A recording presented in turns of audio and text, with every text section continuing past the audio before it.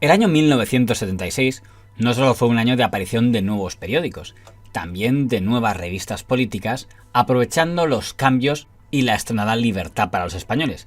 La revista más importante, con diferencia, fue la revista que creó el editor catalán don Antonio Asensio Pizarro, la revista Interviú, que fue la matriz de lo que más tarde sería el Grupo Z. En cuanto a una cosa que a mí me preocupa también, quizás de una forma directa, y antes ha salido la conversación y ahora tú lo has vuelto a nombrar, que son las portadas en los kioscos, estoy también totalmente de acuerdo que en el interior sea todo lo agresivo que haga falta, puesto que la persona que va a leer el interior es la persona que va a comprar esa revista.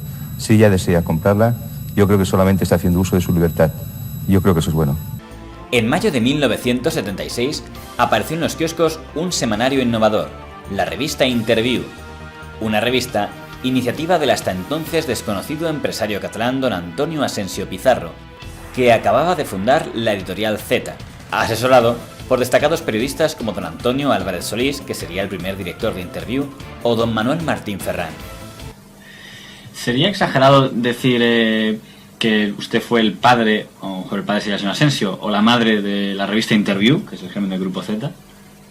Bueno, yo fui un coadyuvante de muchas publicaciones de Asensio, ¿no? Antonio Asensio es uno de los grandes editores que yo he conocido. Tenía un instinto fundamental. Me pidió un proyecto sobre una revista que aprovechase ya los ímpetus de la apertura. Una revista, como me dijo en su encargo, con tetas y política. Los desnudos en portada se convirtieron en la seña de identidad de aquella publicación, como la mítica portada con Marisol, la antigua niña de las películas familiares de los años 60 se había hecho mayor.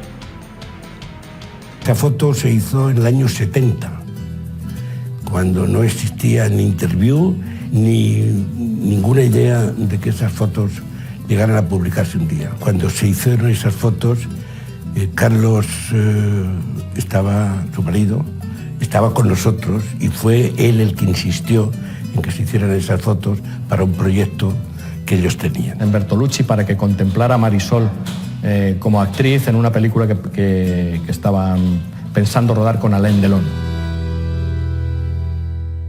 Luego esas fotos se publican en Interviú por iniciativa de Antonio Asensio. Se atrevería a publicarlas, me dijo, pasara lo que pasara.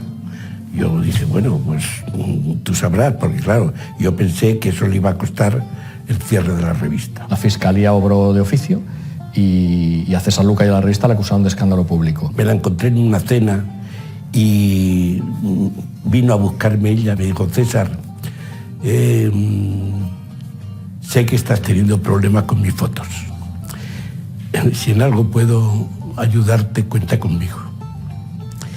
Y dije, pues te lo agradezco, pero creo que no se va a poder hacer nada. La resolución judicial del asunto, que fue varios años después, fue que no solo no era un atentado contra la moral, ni tampoco constituía un escándalo público. En la sentencia había algunas cosas que decía que las imágenes no tenían actitud provocadora y que tenían un cierto contenido artístico, con lo cual casi fue una felicitación lo que recibí. Guapa, sonría, por favor. Esto es. A ello se acompañaba un estilo informador transgresor. En diciembre de 1976, la revista padeció su primer secuestro por un reportaje de don Luis de Vilallonga contra la fortuna de la viuda del general Franco. Al año de su fundación, la revista Interviú se convirtió en el semanario más leído de España.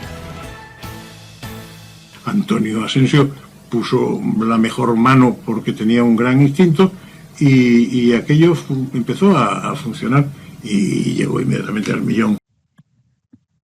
Bueno, es que yo le ayudé mucho, o sea, éramos muy jóvenes.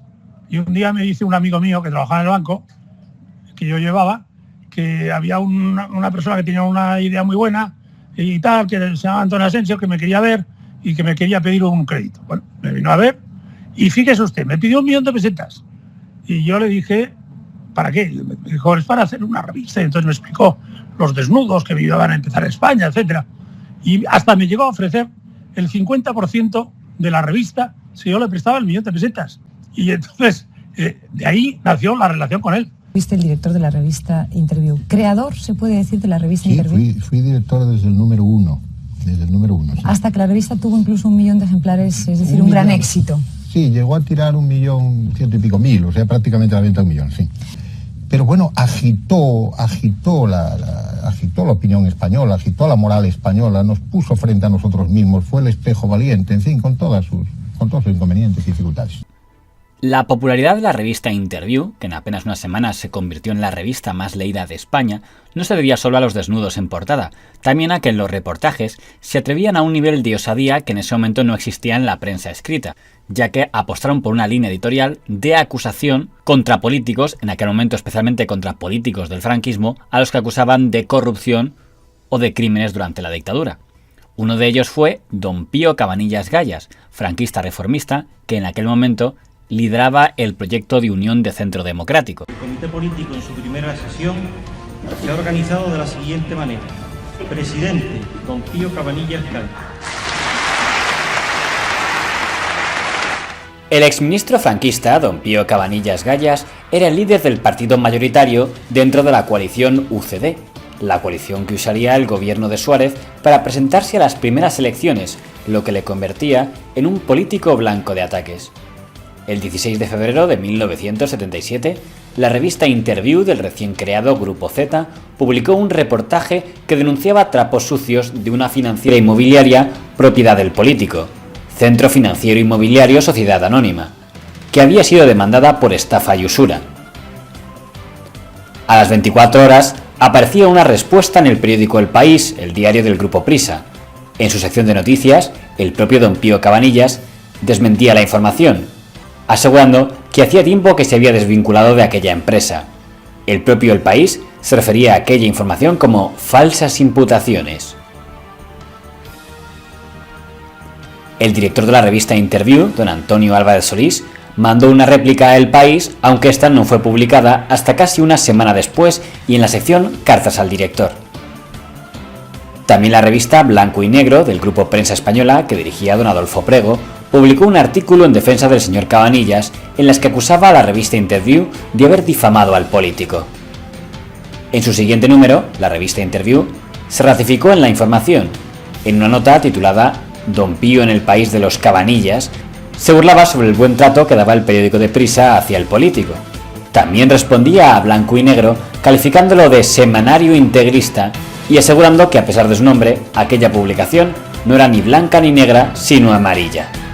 La llegada de la democracia permitía a las publicaciones abrir fuego contra los políticos del régimen anterior.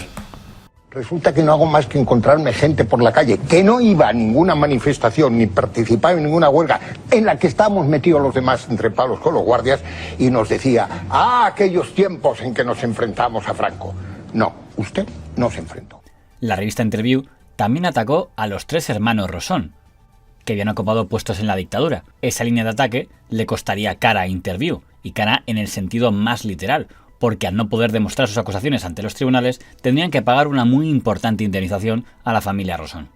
Presidente don Antonio Rosón Pérez. La legislatura do Parlamento de Galicia levanta esta sesión. En mayo de 1978, Interview inició un serial de reportajes contra los hermanos Rosón, realizados por el periodista don José Luis Morales. Los hermanos Rosón ocupaban puestos de primera instancia en el Estado en la órbita de la Unión de Centro Democrático. Don Juan José Rosón era delegado del gobierno en Madrid, don Luis Rosón era general del ejército y don Antonio Rosón, el mayor, estaba a punto de convertirse en el presidente preautonómico de la Xunta de Galicia. Según la revista Interview, los hermanos Rosón habrían cometido crímenes durante la Guerra Civil Española, en especial el hermano mayor, en las represiones de Cervantes y Becerrea. Los Rosón recurrieron a la justicia contra la revista y lograron el secuestro de algunos de los reportajes.